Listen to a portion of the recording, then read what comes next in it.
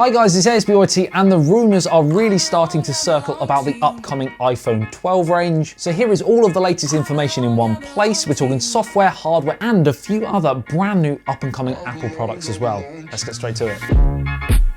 Do just what you want.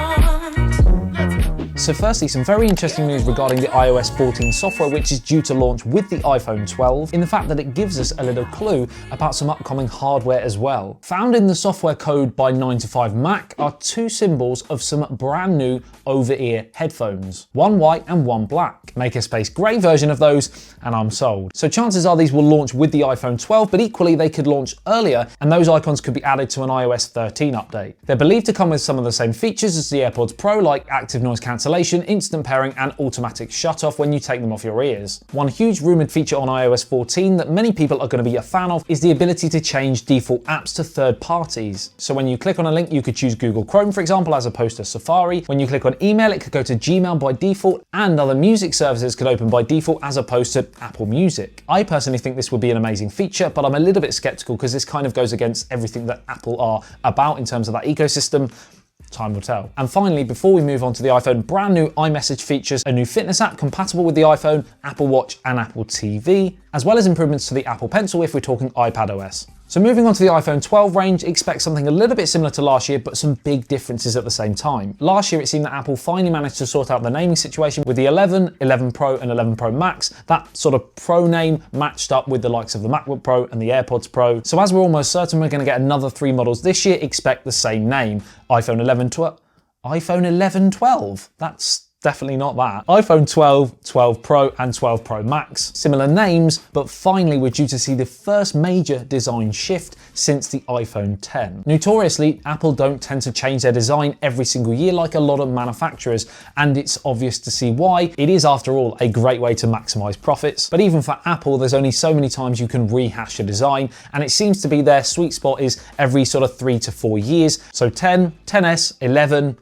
see where we're going with this? 4th generation, we're on to the iPhone 12, expect the big change. This is actually backed up by respected Apple analyst Ming-Chi Kuo, who said the design will be significantly different to the models we have now, with latest leaks suggesting we're going to go from the more rounded design of the iPhone 11 to a more squarer finish like the iPhone 4/5. And it looks like a significant design change goes a lot further than just the outside chassis, more on that later. Ming-Chi Kuo also believes we're going to see a different range of sizes, so a 6.7-inch Max model up from the 6.5 of last year, the same 6.1 standard 12, but a smaller 5.4-inch 12 Pro. There's an unconfirmed report of a 64 megapixel primary sensor, so much larger than the 12 megapixel that we currently have with the 11 Pro.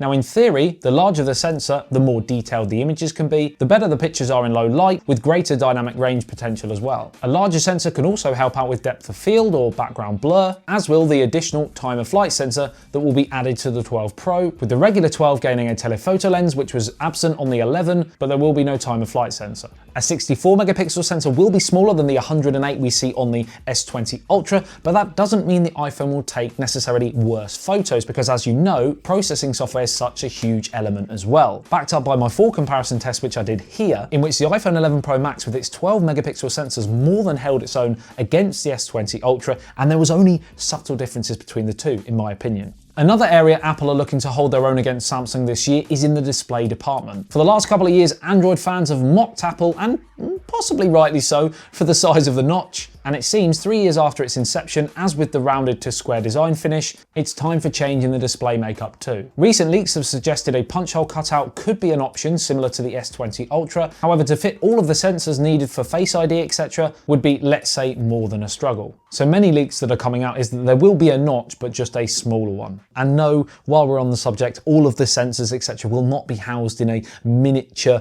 top bezel. The iPhone 11 12 will almost certainly not be bezel-less, no matter what concepts or renders you see. One thing that is a high probability is the fact that we will see a 120Hz refresh rate display. It already seems to be the standard in 2020 flagships, so again expect it from Apple, although the latest information suggests that it will only be on the Pro and Pro Max model and not on the regular. That will be 60Hz. 6GB of RAM on the Pro and Pro Max, 4GB on the standard. Support for 5G will be available this year, and a Type-C charging pot. What?